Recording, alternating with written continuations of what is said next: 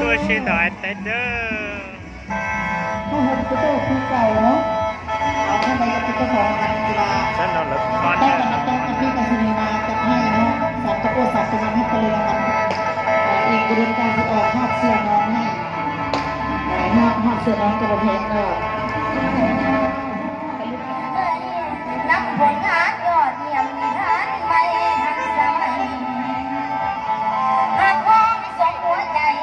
เรื่องแสดงเพื่อนี่ลาสุรักก็เต็มที่ยืนเวที